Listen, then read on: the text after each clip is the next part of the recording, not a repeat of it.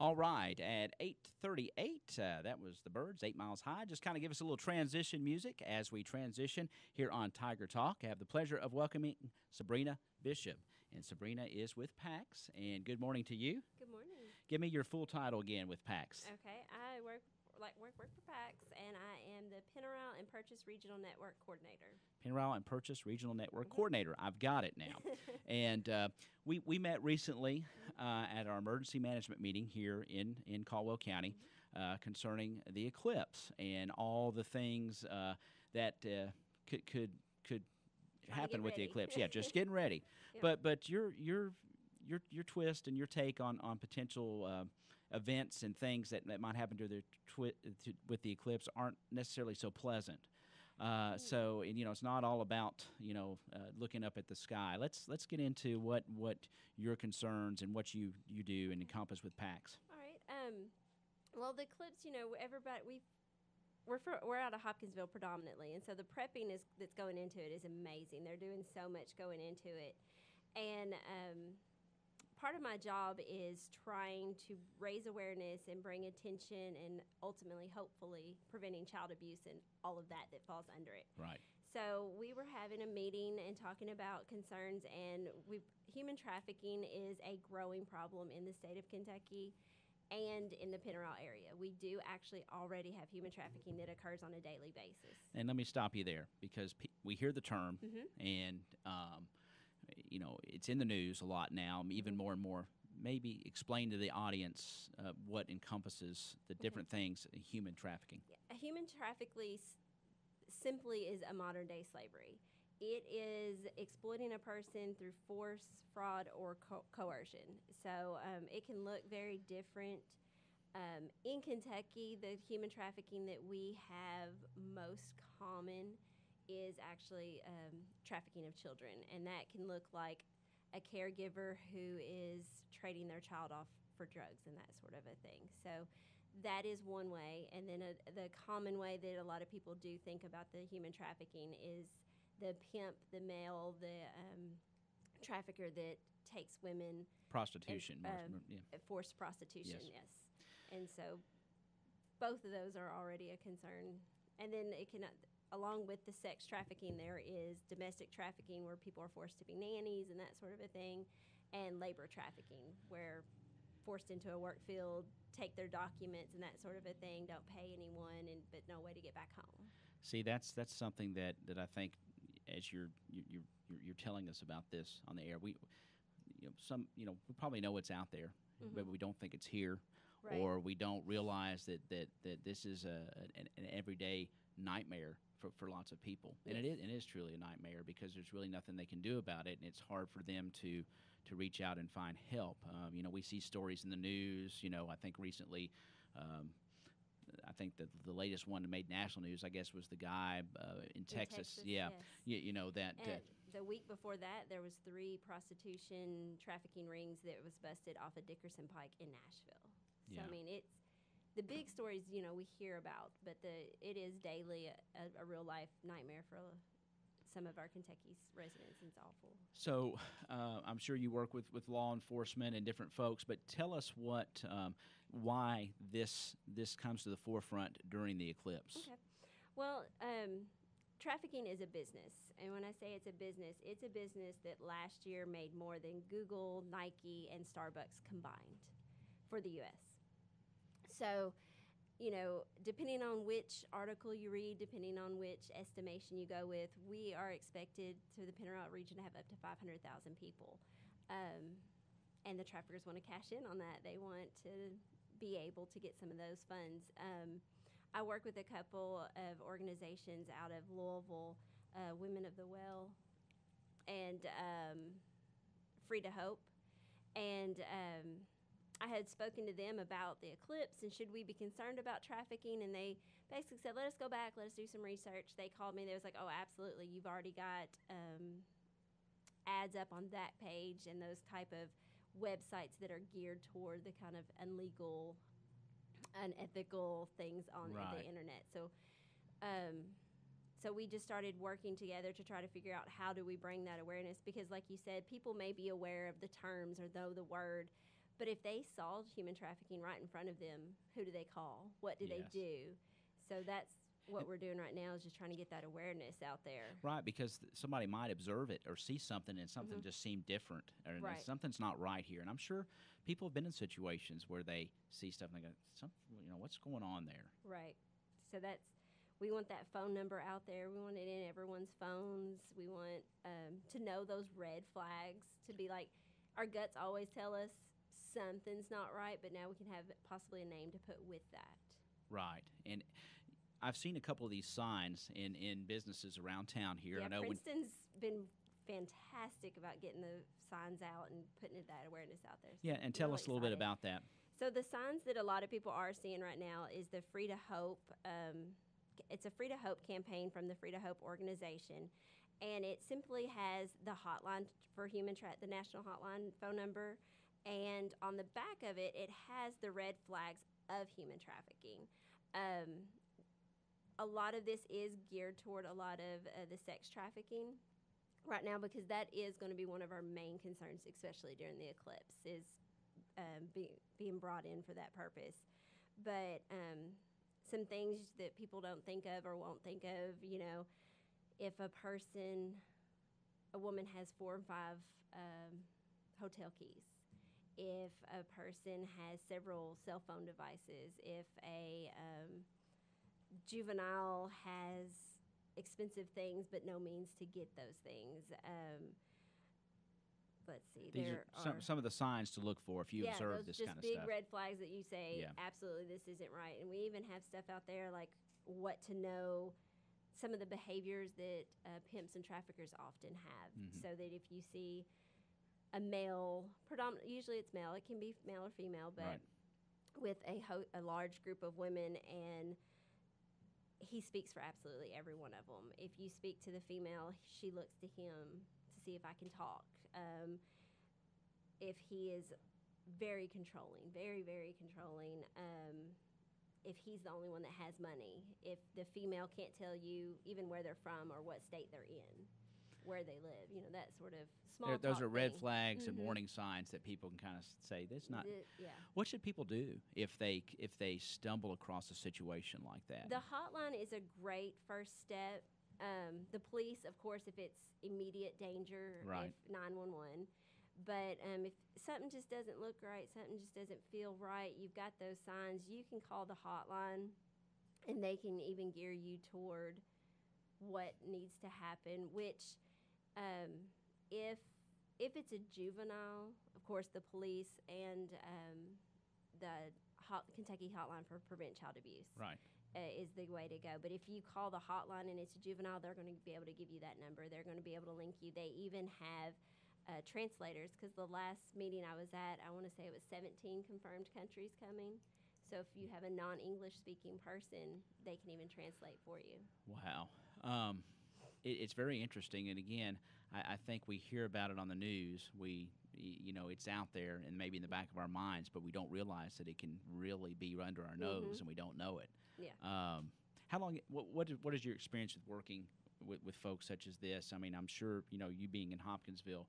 I mean, you probably see some incidences of this, and it doesn't maybe get in the news, but you've seen maybe some things. Exactly. Yes. Some of those things that just don't Right. add up, and you're just like, I don't know.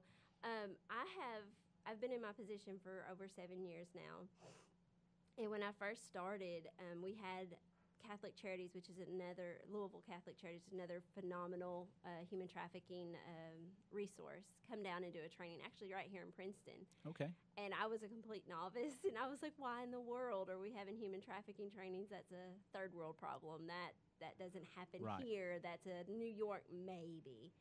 And my mind was completely blown. And 7 years ago, the trainer I had was the only one for the state. That was it.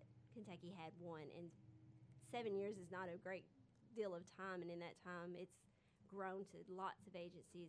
The Attorney General has really jumped onto trying to prevent human trafficking, and he has organizations out there, and we have Louisville has tons of really great resources and survivor led. These women have gotten out of been able to. They're telling their stories. Yeah, and bringing that awareness to say yes. We had a training in Paducah with Summer Dickerson from the Women of the Well organization, and she is a survivor of trafficking, and she opened everyone's eyes when she was like, I was brought here and trafficked right here in Paducah. She was like, it does happen here. I've been here. I've been on that side. So it's all around us, and if we can help be aware and know those red flags and know what to do when our police force is going to be so stretched so thin and there's going to be so many people, we can just help with that aspect. Wow. It just, when I was sitting in that meeting last week, and heard you talk, and I mean, it's kind of been, you click, Yeah. I didn't even think about it. Let's take a quick break. Okay. We'll collect some thoughts and come back. I know you've got some more information to tell our listeners, and we'll see if we can't get the word out and see how somebody, you can tell them how they can get involved and help in this fight and this effort, and we'll be right back. You're listening to Tiger Talk. Sabrina Bishop from PAX. And we are talking about, main topic is human trafficking and how it might affect us here in Western Kentucky, not only during the eclipse, but all the time. So you're listening to Tiger Talk. It's 8:49. We'll be back right after these messages. When you think of downtown Princeton, it's hard not to think about Brantley Furniture. Brantley Furniture is a family-owned business that has been selling quality furniture at affordable prices for many years in downtown Princeton. Let the girls at Brantley Furniture help you select the right living room suite, dining room set, or recliner for your home. If you're getting married or expecting that little one, be sure to register at Brantley Furniture. Also, like them on Facebook to see their weekly specials. And remember to see the girls at Brantley Furniture when you're ready to buy quality furniture at affordable prices. Brantley Furniture on Main Street in downtown Princeton. Since 1978, Perry's Floors and More has been selling, installing, and servicing homeowners throughout Western Kentucky with quality flooring and workmanship. Perry's Floors and More carries luxury vinyl plank and luxury vinyl tile, carpet, window treatments, and more. Quality brands like Mannington, Shaw, Tarkett, Beaulieu, and Flexitech. There is a reason why we say you can walk on our reputation. Come see Bill and Lucy at 127 West Market Street or call 270-365-9869. All right, we're back here on Tiger Talk, and we're with Sabrina Bishop. And we are talking about a serious topic this morning, and one that a lot of people don't know much about. I attended a meeting with emergency management talking about the eclipse, and Sabrina was in there. She works for PAX, and I've seen signs around town. She's got these signs called Hope and Freedom. And we're talking about human trafficking, and it's something that we don't think of around here necessarily, but it's a real deal. And tell us a little bit more about what we were talking about here briefly in the break. Okay. Well, like I said, we're doing that awareness, and so those are those signs that we're trying to get out, and that the community is doing great about spreading that awareness. Another part of our trying to get awareness and information out there is we are stopping at all of our hotels in the Pennyrile area. They're all booked pretty well. I think some have 1 or 2 rooms, but for the most part, we're all booked up. And the hotel staff are going to be kind of one of our front lines of noticing and being able to spot human trafficking. So we've put packets together for all hotels that we are getting out and giving out for the desk clerk that was actually checking them in. If it's a whole bunch of a predominant sex with one person that's paying can't Right. talk type thing. Are they paying trying to pay in cash? I mean, there are definite signs. Oh yeah. Are there the do not disturb that does not ever leave? The females are in and out constantly, but only if they're escorted by the man they checked in with or another random person. So we've got that geared exactly for those staff, the desk clerk, for the hotel housekeeping. They're going to see it even maybe more so than that desk Right. clerk will, because they're out in the rooms and the hallways and going to see some of those things. We've gotten stickers in the packets that can go in like the general bathroom. And what that hope is that if that female or male, because it occurs in both sexes, is being trafficked, they can get that hotline and their trafficker never know. And if their first chance, they can call and try to get some help for themselves if that's what they choose to do. Boy, it just blows my mind again.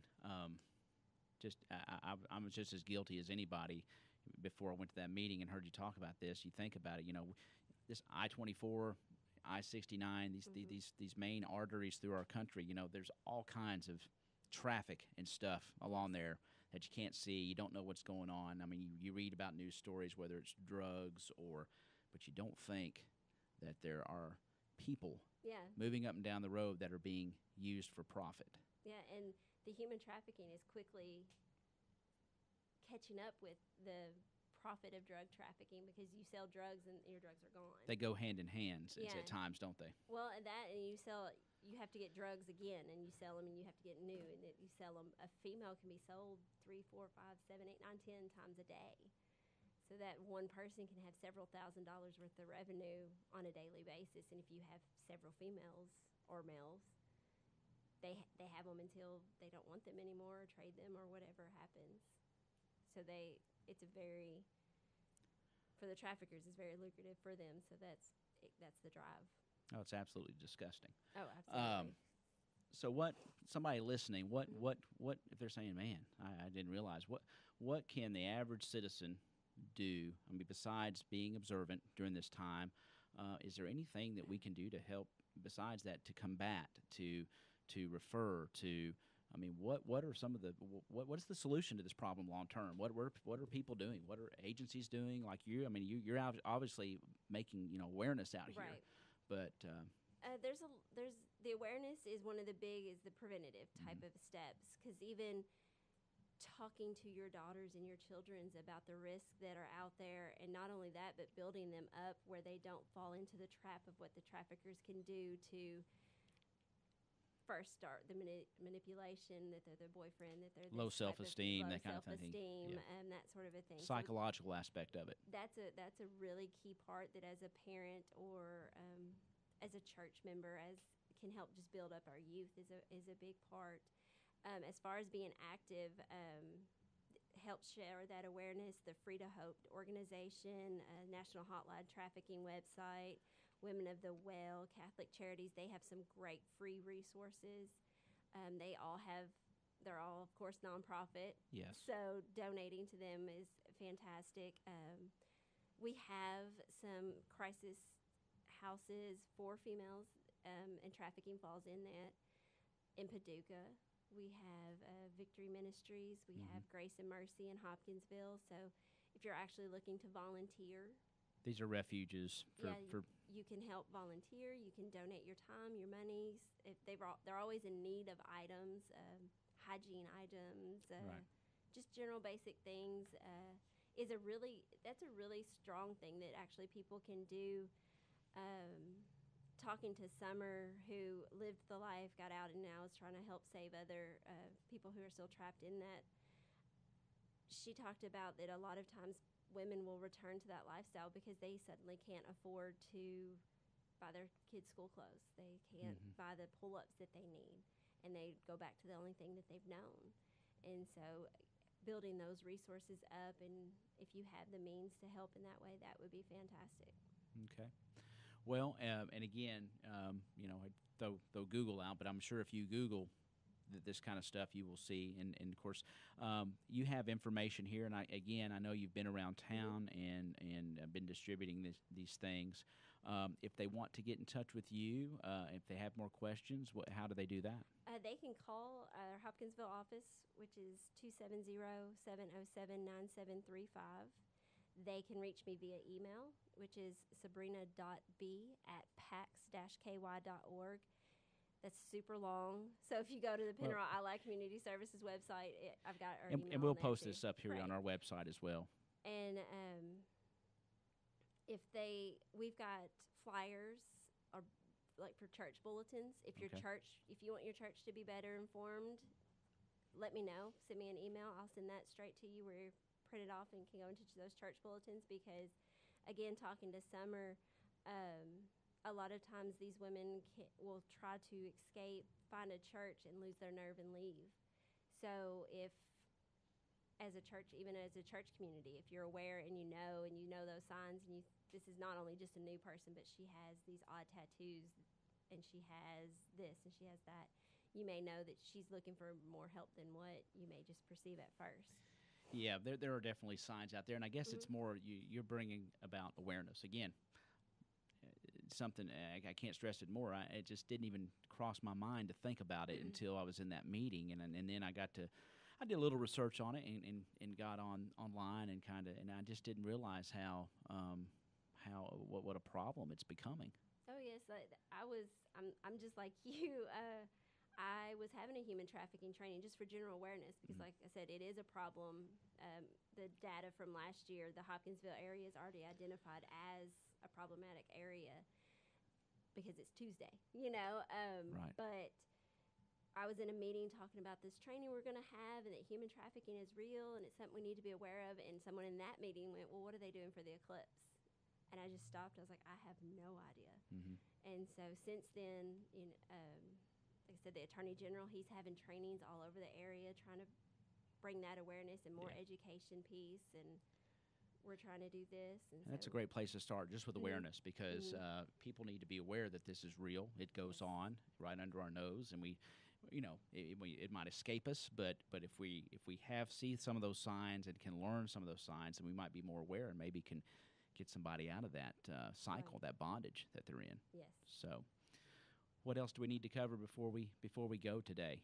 It's a tough topic to deal with. It's like I said, it's disgusting. It's Yeah. not anything that's really pleasant to talk about, but it's real. It's true. It's just like when we talk about the drug problems and things that are out there that are just plagues to society. Yeah, and that's the main thing. I hope today the point that's reached is this is absolutely real. This is absolutely already a problem. There is already ads for human trafficking on a daily basis and for the eclipse. So it's not that we're worried that trafficking might happen during the eclipse. It's going to That happen. we know it is going to happen. It is taking place. And if you see those stickers out, those decals out, take your phone out real quick, put the phone number in there. If you don't have the phone number to report child abuse, get that one in there. Sanctuary in Hopkinsville is the Pennyrile domestic. There might be signs out there, and maybe somebody can be helped. Right. That is our goal. Is it So. you could truly be the difference and help save a life to know these type of things and red flags and phone numbers. Well, thank you so much. We've been talking to Sabrina Bishop. She's the Pennyrile Regional Network Coordinator for PAX, and we've been talking about a serious topic, human trafficking. And we want you to be aware of the signs. We will have this interview up on our website later on. I'm sure she'll leave me some literature and things that Absolutely. you can listen out for, and we will help spread the word. And be looking around town. I think she's been around. I've seen these little posters and flyers in businesses, and it's about awareness and know that this is going on under our nose, and to help us be aware that these things going on. We might be able to help some folks. So thank you so much for coming today. Thank you. Appreciate your time. And we've been listening to Tiger Talk at 9:01. Sabrina Bishop here from PAX and Ty Engelbright. And that's going to wrap it up at 9:02 today. We certainly appreciate you listening to Tiger Talk here on your hometown radio station, WPKY The Tiger. Tiger Talk brought to you by Brantley Furniture, Mrs. McLovett's Cupcakes, String Beans Coffee House. They're down in Lower Maine. Also, Hancock's Neighborhood Market, Commerce Street, and Katie's Delicious Homemade Goodness, and Perry's Floors and More, and Whistle Stop Donuts. Enjoying those Whistle Stop Donuts during Tiger Talk. Again, it's 9:02. Thanks for joining us today. You're listening to your hometown radio.